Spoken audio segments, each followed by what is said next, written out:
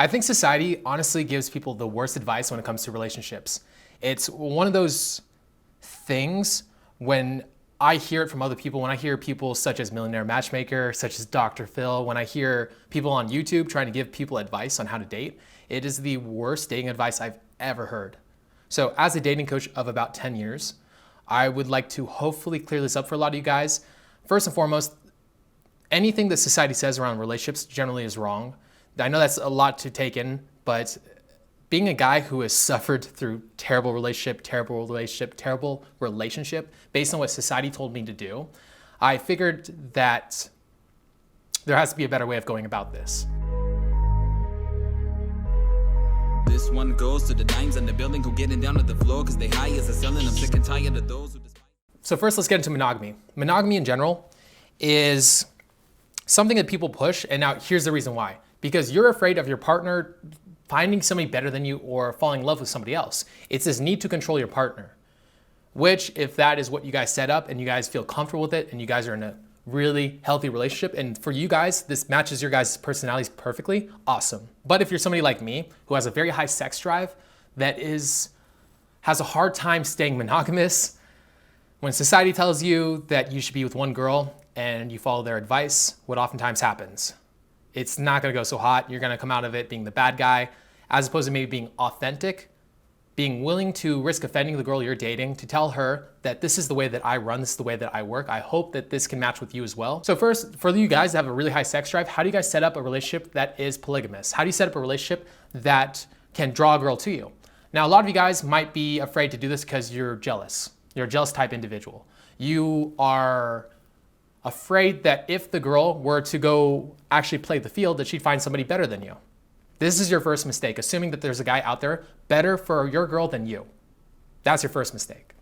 Now, with the world the way it is, with society, people are very pushed by their frames and people will follow the norm. Now, when you're looking at Instagram, when you're looking at the world at large, you see Post Malone, you see all these guys on Instagram, you see these people that supposedly have things that you don't. Instagram is very manipulated in that way to make it look like these guys have these lives that they really don't have. YouTube is built that way. I've seen a lot of guys do this. There's legitimately planes out in Russia that are empty, have no engines, that people pay $500 to film on, to shoot photos on, and all it does is cost them $500, now it looks like they have their own private jet. There are people that rent out mansions specifically to shoot YouTube videos at. There are people out here in Vegas, they'll rent out their mansions for $500 a pop to go and take photos in. It's not that tough to look rich on Instagram. Now, with this being said, you should not be looking at what other guys have that you don't. You need to be looking at what you have and practice gratitude. Because if you focus on this, by the act of doing that, you will actually become the best option for your girl. You will never second guess yourself.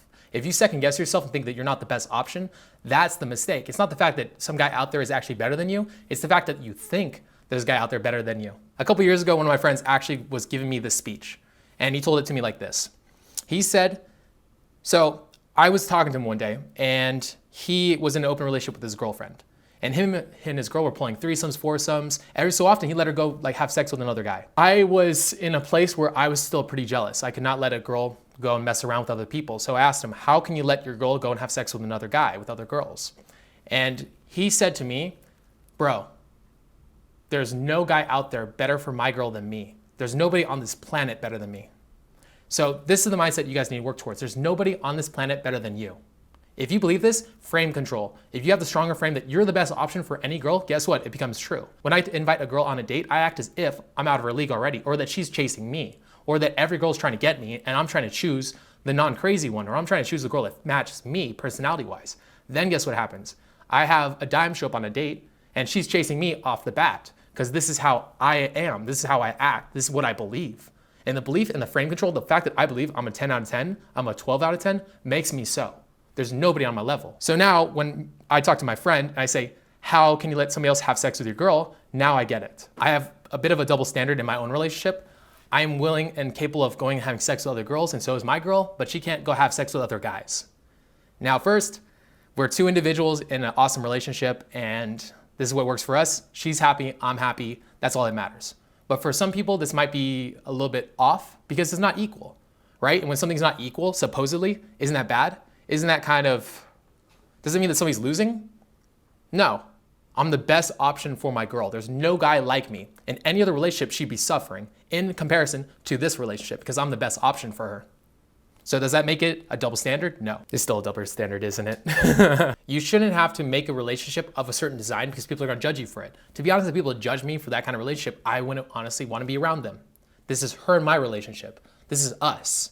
We don't have to follow a certain formula for other people so that they can feel comfortable with it. We are making a relationship for us. And the people that are gonna be on this level are gonna be on this level. People that are higher quality individuals will understand this.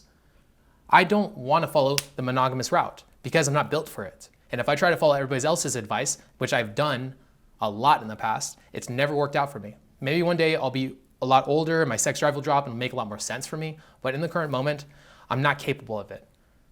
So how do you make a healthy relationship? So I always look at 3 different things in regards to making a healthy relationship. Do you go back to your life mindlessly looking for another relationship to jump on? Or do you ask yourself, how could I have improved? So how can I improve? Can I improve on my choices of women in the future? What do I look for in a girl? What did I not like about this last girl? What did I like about this last girl? And lastly, was the relationship design wrong for me? Was there another type of relationship that would work better for me? And when I look back on it and the fact that I've cheated on my exes, monogamy currently is not for me. First and foremost, you. How can you improve? First, are you happy being single? If you're not happy and extremely comfortable being single and you're searching for a relationship actively, that's your first mistake. Now, there's this comedian that tells this story about trying to fit people's puzzles into your own puzzle. So what he said was, when he was a child, his dad gave him a speech about the secret of life, about how life is and what the purpose of life is. So as a man, you have to figure out your puzzle piece. Everybody has their own puzzle piece. Women, men, we all have our own puzzle piece. Now, when you're making your puzzle, this is what you do. You fill out the corners, you fill out the edges, so then you can build it on the inside. Now, what are the edges? It's success with women, it's money, it's friendships, it's business, life purpose, and you fill out the edges. Now, once the edges are filled out, now you can take somebody else's puzzle and put it into the middle. And now you guys complete the puzzle. But here's the part that nobody really explained, and this is why this is false. Now, when you're told by society that you are complete when somebody else completes your puzzle, you're gonna not look for the right puzzle to fit in your puzzle. You're just gonna find a random puzzle because you're not even putting yourself out there. Most guys are not putting themselves out there to find these type of women. So what do? You grab some random person's puzzle and you try to shove it into your puzzle. You try to shove it in there even if it doesn't fit. And it's just this gross looking thing, and it looks very incongruent. When people look at it from the outside in, they're like, this is a bad relationship, this is unhealthy. So what do? You first fill out your own puzzle. You don't look for somebody else to finish your puzzle. You look at your own puzzle and say, how can I finish this? Then once it's finished and you're happy being single, and you love yourself and you love your life, then if a girl comes into it that makes your life even better, hell yeah, let her in. But you're always on your heels because you love your life so much. This is what people get wrong in society. They think that they need somebody to complete them, but you should be complete yourself, first and foremost. And then once you're complete, now you can find somebody else with a completed puzzle to join you. Number 2, the women you choose. Now, with the women you choose, here are the things I generally look at. Love languages. What are the love languages? Physicality, words of affirmation. It is gift giving. It is time spent. Now, when you look at these, what are your love languages? And now does your partner match your love language? Because if she doesn't, then it's gonna cause a lot of incongruencies. It's also gonna cause a lot of miscommunication, which just makes it a lot tougher for a relationship to happen. Here are the other things I look for in a relationship. All right, 1, is the sex good? Because if the sex isn't good for me in particular, I can't date her. If she doesn't like having sex with me, if she doesn't like giving me blowjobs, if she doesn't like me eating her out, if like for me, the sex isn't wild and crazy, I don't wanna date her. Because it's just gonna be a boring relationship. For me, sex is a big deal. 2, do I find her attractive? 3, can we be best friends? Can I be best friends with you? 4, are you crazy? Are you too crazy, or are you boring? Like I look for a fine balance for me, like a little crazy, but not over the top. Because I don't want a boring girl, but at the same time too, if she's over the top, it'll be on and off with her. And not to mention she'll bleed into me in my life, and she'll make my life a lot more chaotic. So for me, it's a fine balance. I also look for hints of narcissism. I look for hints of sociopathy. I know me, that I'm a natural codependent. I'm a natural love bug. So when I date a girl, I know my inclination is to be a very caring and giving person emotionally, but this oftentimes draws people to me that will take advantage of this. So I have to constantly be on my toes about this. So with a lot of you guys, when you guys get into a relationship, be on your heels. Here are the love languages: physicality, words of affirmation. It is gift giving. It is time spent. Now, when you look at these, what are your love languages? And now does your partner match your love language? Because if she doesn't, then it's gonna cause a lot of incongruencies. It's also gonna cause a lot of miscommunication, which makes it a lot tougher for a relationship to happen. Here are the other things I look for in a relationship. All right, one, is the sex good? Because if the sex isn't good for me in particular, I can't date her. If she doesn't like having sex with me, if she doesn't like giving me blowjobs, if she doesn't like me eating her out, if like for me, the sex isn't wild and crazy, I don't wanna date her. Because it's just gonna be a boring relationship. For me, sex is a big deal. 2, do I find her attractive? 3, can we be best friends? Can I be best friends with you? 4, are you crazy? Are you too crazy, or are you boring? Like I look for a fine balance for me, like a little crazy, but not over the top. Because I don't want a boring girl, but at the same time too, if she's over the top, it'll be on and off with her. And not to mention she'll bleed into me in my life, and she'll make my life a lot more chaotic.